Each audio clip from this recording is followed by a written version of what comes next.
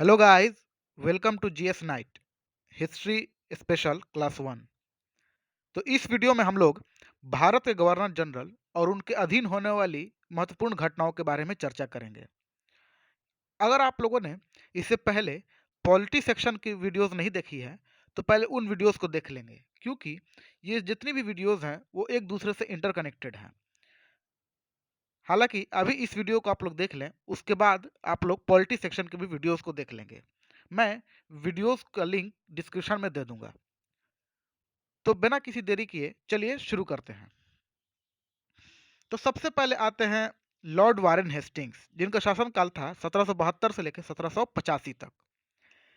तो जैसे दिया है सबसे पहला टॉपिक कि 1772 से लेकर 1774 तक बंगाल के गवर्नर तथा 1774 से लेकर 1785 तक बंगाल का प्रथम गवर्नर जनरल। अभी बंगाल का गवर्नर जनरल ये क्या था, इन दोनों में क्या अंतर था, इन अंतरों को हम लोग समझेंगे ताकि हमें आगे आने वाले वीडियोस में कोई दिक्कत ना हो। तो चलिए शुरू करते हैं। तो जैसे कि आप लोग मैप में देख सकते हैं, यहाँ पर तीन सेक्शन बटा हुआ है, जिसमें एक बॉम्बे है, एक मद्रास है और एक बंगाल का है लिखा हुआ। तब ये क्या था?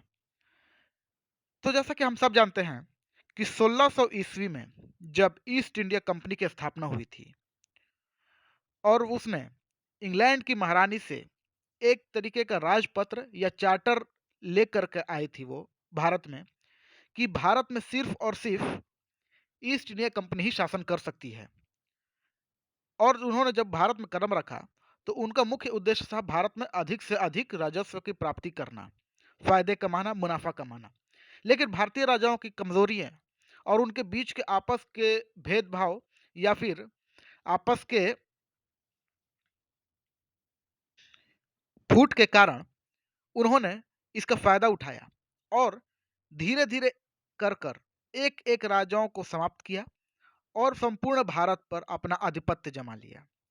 और जब उन्होंने पूरे भारत पर अपना आधिपत्य जमा लिया तो उन्होंने शासन व्यवस्था को सुचारू रूप से चलाने के लिए भारत को कुछ भागों में बांट दिया और उन भागों का नाम रखा प्रेसिडेंसी। उन्हीं प्रेसिडेंसियों में तीन प्रेसिडेंसी जो थी महत्वपूर्ण थी, जिसमें थी बंगाल की प्रेसिडेंसी, दूसरी थी बॉम्बे की प्रेसिडेंसी और तीसरी थी मद्रास की प्रेसिडेंसी। जैसे कि आप लोग देख सकते हैं, मद्रास, बॉम्बे और बंगाल की प्रेसिडेंसी। और इन प्रेसिडेंसियों को चलाने के लिए एक हेड होता था, जिस हेड का नाम था गवर्नर। जैसे बंगाल में जो भी हेड होगा उसको कहा जाएगा बंगाल का गवर्नर, मद्रास में जो हेड होगा उसे कहा जाएगा मद्रास का गवर्नर, और बॉम्बे में जो हेड होगा उसे कहा जाएगा बॉम्बे का गवर्नर। लेकिन 1773 में जो रेगुलेटिंग एक्ट आया था, उसके आने की वजह हमने अपने पिछले पॉलिटी सेक्शन के वीडियो में चर्चा कर ली है, तो हम लोग उसके बारे में ज़्यादा डीप में नहीं जाएंगे।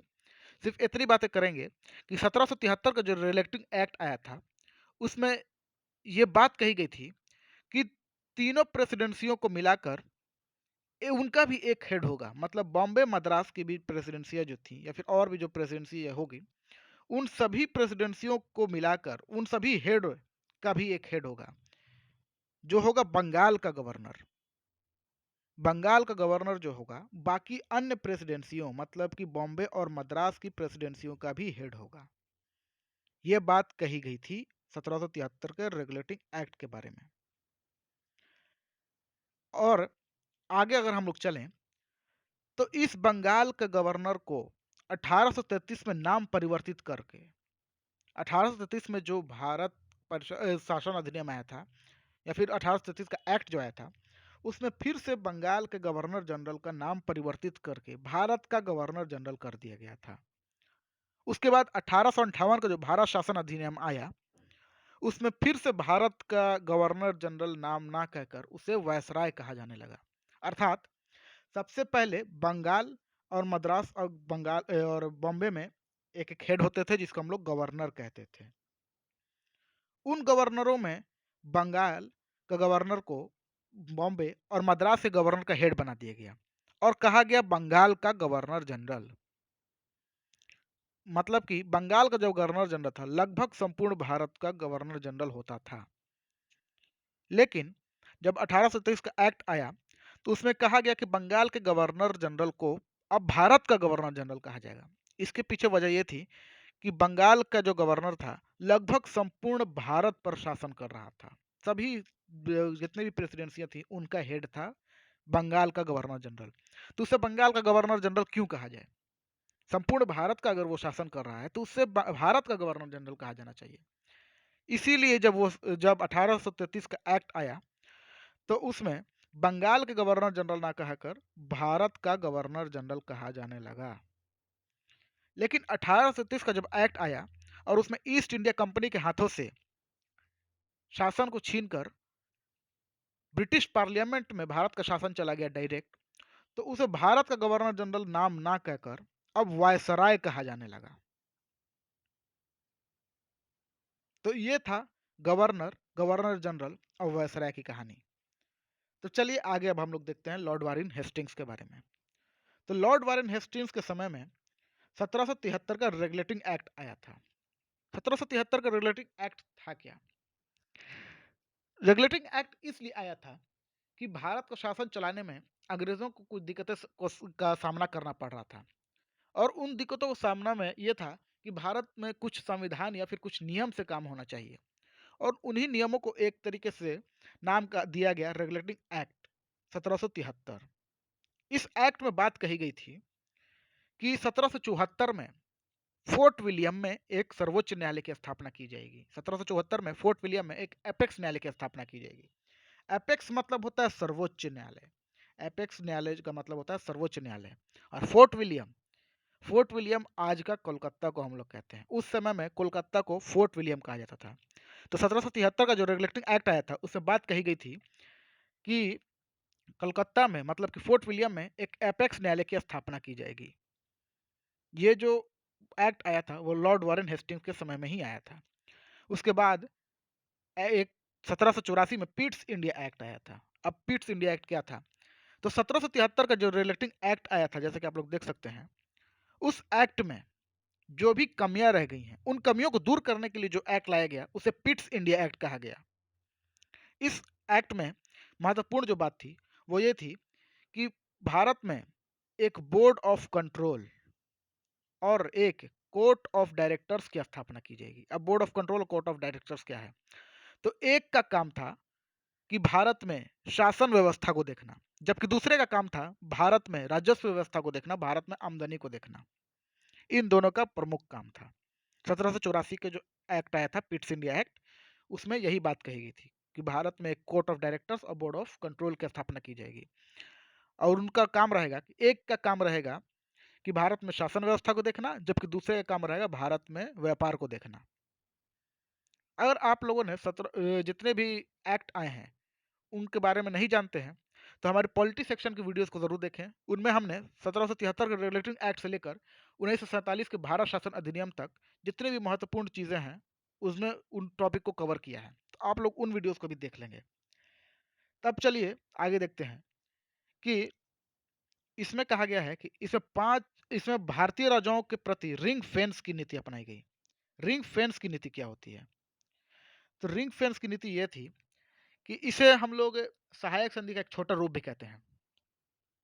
तो इसमें कहा गया था कि इंग्लैंड जो सरकार थी या फिर ईस्ट इंडिया कंपनी जो थी अपने पड़ोसी राज्यों के साथ संधि करती थी और उसमें अपने कुछ सैनिक भेजती थी उस संधि के तहत। और उस संधि में था कि जो भी भारतीय राज्य होंगे जहां इंग्लैंड के जो सैनिक होंगे उनका खर्चा भारतीय राज्य उठाएंगे और वो जो थे उन भारतीय राज्यों की रक्षा करेंगे इंग्लैंड के सैनिक।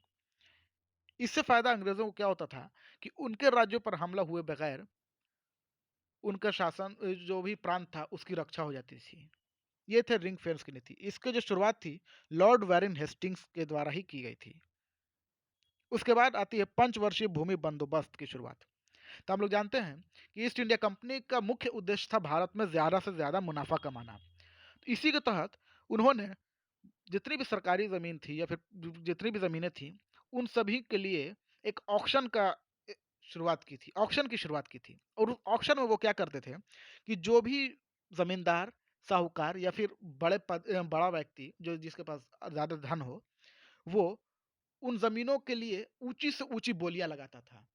और उन ऊँची बोलियाँ लगाने के बाद जो सबसे ज़्यादा ऊँची बोली लगाएगा, उसे कुछ पर्टिकुलर एरिया की जो ज़मीन है 5 वर्ष के लिए बंदोबस्त के रूप में दे दी जाएगी। मतलब कि वहाँ का जितना भी रख-रखाव है, वहाँ का टैक्स है, वहाँ की उगाही है, जितनी भी चीज़ें हैं, वो उस ज़मींदार के हाथ में चली जाएगी।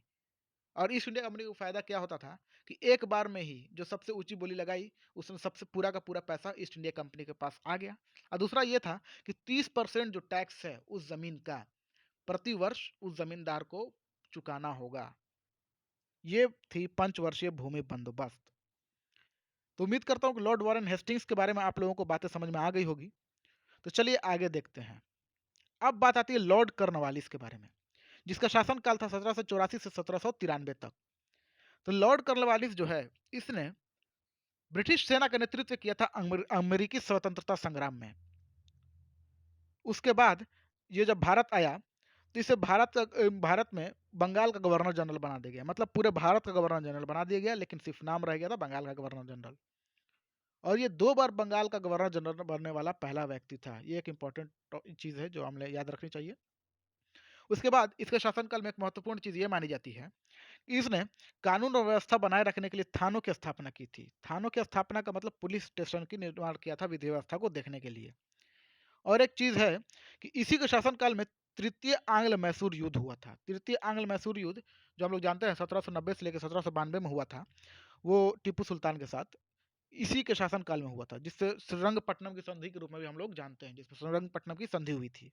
उसके बाद आती है भूमि की अस्थायी बंदोबस्ती लागू की गई थी बंगाल में। मतलब कि बंदोबस्ती के बारे में हम लोगों ने पढ़ ली, उसी का मॉडिफाइड रूप था अस्थायी बंदोबस्ती, जिसे अस्थायी कर दिया गया था।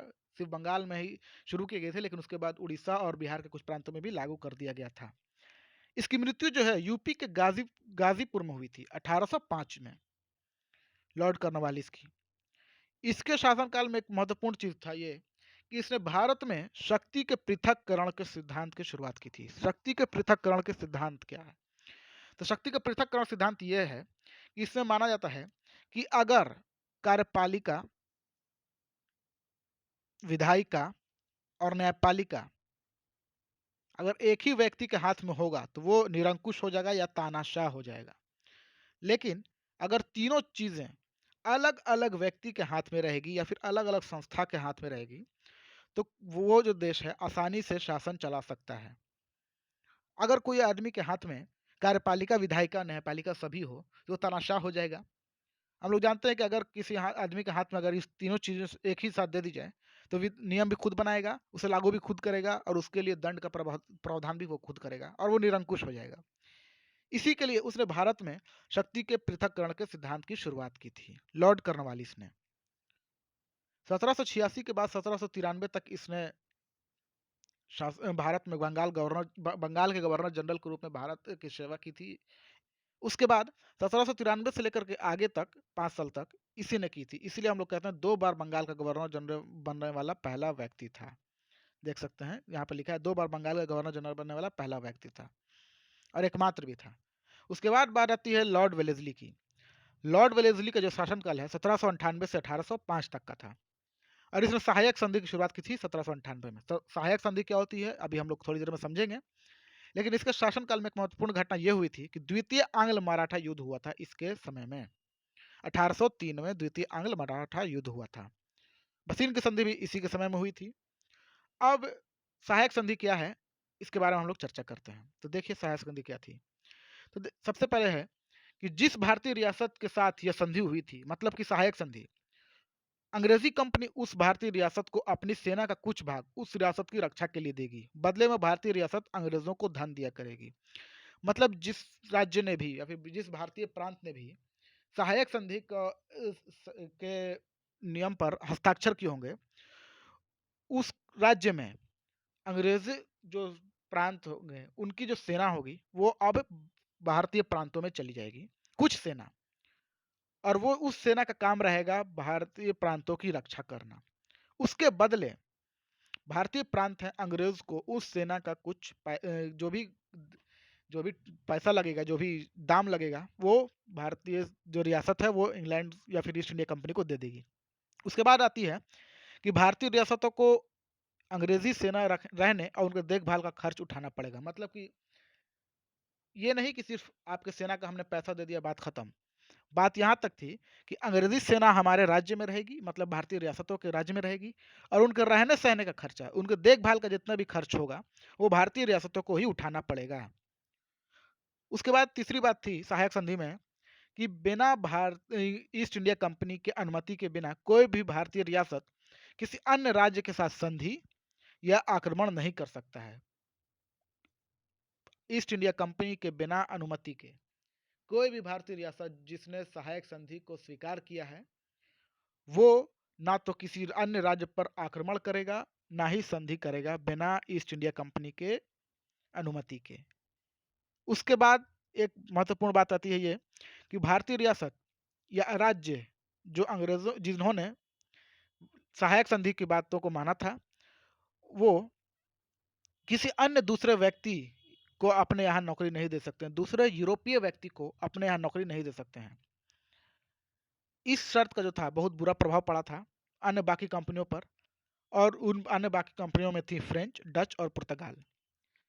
इसके बाद सबसे महत्वपूर्ण बात जो थी ईस्ट इंडिया कंपनी के सहायक संधि में, वो ये थी कि भारतीय राज्य अगर कोई अन्य राज्यों के साथ बैठक कर रहा है, या फिर अन्य जितने भी भारतीय राज्य हैं वो सब मिल करके एक अगर कॉन्फ्रेंस कर रहे हैं या फिर बैठक कर रहे हैं, तो उसमें एक ब्रिटिश अधिकारी भी मौजूद रहेगा उस बैठक में। और हालांकि उस ब्रिटिश अधिकारी का कोई हस्तक्षेप नहीं होगा उस बैठक के दौरान निर्णय ली गई चीज़ों पर, लेकिन इसका फायदा ये हुआ कि अंग्रेजी कंपनी को भारतीय राजाओं की बैठक में जो भी निर्णय लिया गया, जो भी बातें की गई, उनका सीधी जानकारी अंग्रेजों के पास पहुंच जाती थी। तो ये 5 चीज थी जो हमने लॉर्ड वेलेस्ली के बारे में देखा जिसने सहायक संधि की शुरुआत की थी। अब बात आती है सहायक संधि की। तो सहायक संधि जो है इसको अपनाने वाला सबसे पहला जो शासक था वो हैदराबाद का निजाम था। हैदराबाद के निजाम ने सबसे पहले सहायक संधि को माना था। तो हमने लॉर्ड वेलेस्ली के बारे में भी समझ लिया है। अब आगे देखते हैं लॉर्ड हेस्टिंग्स के बारे में। लॉर्ड हेस्टिंग्स का जो शासनकाल है वो 1813 से लेकर 1823 तक था। इसके समय में प्रथम आंग्ल नेपाल युद्ध जो कि 1814 से 1816 में हुआ था, संगोला की संधि इसी के समय में समाप्त हुई थी, और साथ में प्रथम आंग्ल नेपाल युद्ध भी इसी के समय में हुआ था। अब आती है पिंडारियों के दमन के बारे में। तो पिंडारी क्या थे? वो बाहुबली वाले पिंडारी नहीं है। तो पिंडारियों के बारे में हालांकि कुछ हम लोगों के पास कुछ प्रमाणिक जानकारी तो नहीं है, लेकिन इतना हम लोग जानते हैं कि मान लीजिए ये भारत का नक्शा है, जहाँ उत्तर दक्षिण पूरब पश्चिम जो कि इस तरीके से हम लोग मानते हैं। तो जो महाराष्ट्र का इलाका था, इस इलाके की तरफ यानी कि दक्षिण पश्चिम की तरफ एक जनजाति थी जो लड़ाकू जनजाति थी, जिसमें मुस्लिम और हिंदू दोनों रहते थे। इन जनजातियों ने अंग्रेजों का विरोध किया था उनके क्षेत्रों में घुसने के लिए, और अंग्रेजों ने इनको इनके साथ युद्ध करना पड़ा। हालांकि लॉर्ड हेस्टिंग्स के समय में पिंडारियों का बहुत ही क्रूरतापूर्वक दमन किया गया था और फिर बहुत सारे पिंडारी मारे गए थे। इन्हीं पिंडारियों की रक्षा के लिए मराठा आगे आए थे, और इन्हीं मराठों के आगे आने की वजह से तृतीय आंग्ल मराठा युद्ध शुरू हो गया 1817 से 1818 के बीच में। पिंडारी पहले अंग्रेज, एक सेकंड क्लियर कर लें दीजिए। तो पहले अंग्रेज आए पिंडारियों के इलाके में, यहाँ पर मान लीजिए पिंडारी हैं, पिंडारियों और अंग्रेजों के बीच में युद्ध हुआ। जब इन्होंने क्रूरतापूर्वक पिंडारियों का दमन करना शुरू कर दिया बढ़िया तरीके से, तब इनकी रक्षा के लिए मराठा आ गए थे पिंडारियों की रक्षा करने के लिए। और जब पिंडारियों की रक्षा होने लगी, जब पिंडारी तो हार ही रहे थे, अब अंग्रेजों के युद्ध जो था मराठों के साथ भी होने लगा, और इसे हम लोग तृतीय आंग्ल मराठा युद्ध कहते हैं, जो कि 1817 से लेकर 1818 के बीच में हुआ था। इस युद्ध का परिणाम ये हुआ कि ईस्ट इंडिया कंपनी ने संपूर्ण मराठा साम्राज्य को अपने अंदर समाहित कर लिया। मतलब कि पूरा मराठा जो साम्राज्य था वो कंपनी के अंदर विलय हो गया उसका।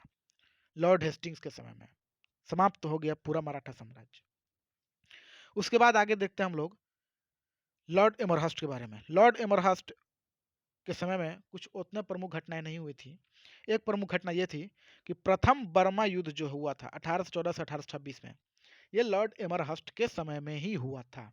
ये एक महत्वपूर्ण घटना थी लॉर्ड एमरहस्ट के बारे में। तो आज के लिए इतना ही। आज हमने कुछ महत्वपूर्ण गवर्नर जनरल और उनके शासनकाल के दौरान होने वाली प्रमुख घटनाओं के बारे में पढ़ा। आगे हम लोग अन्य महत्वपूर्ण गवर्नर जनरल के शासनकाल के दौरान होने वाली घटनाओं के बारे में पढ़ेंगे। अगर आप लोगों को हमारा ये सेशन अच्छा लगा हो तो इसे लाइक करें, सब्सक्राइब करें और दोस्तों के साथ शेयर करें, ताकि आप और आपके दोस्त या फिर आपके जितने भी नज़दीकी हैं वो इसी तरीके के मज़ेदार वीडियो और भी देखते रहें। तब तक के लिए थैंक यू सो मच।